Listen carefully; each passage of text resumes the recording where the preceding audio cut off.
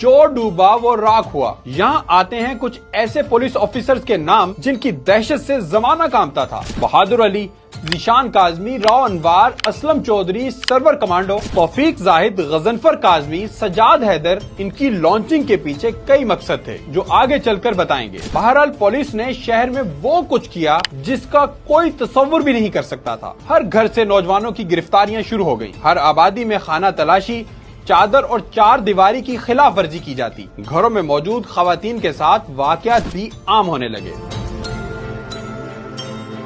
मुझे आज भी याद है कि हमें कॉल्स आती थीं फलां थाने से आ जाओ और इनकाउंटर खेलने चलना है।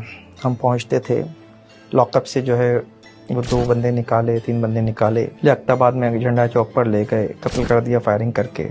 तस्वीरें बन गई। फिर अचानक ख्याल है अरे अरे अरे इनकी हथकड़ियाँ तो खुली नहीं, रुक जाओ यार, दोबारा बना लेना वाली तस्वीर नहीं छापना। फिर उनकी हथकड़ियाँ खोली जाती थीं, फिर दोबारा तस्वीरें बनती थीं और अगले दिन अखबारात में शाया होती थीं।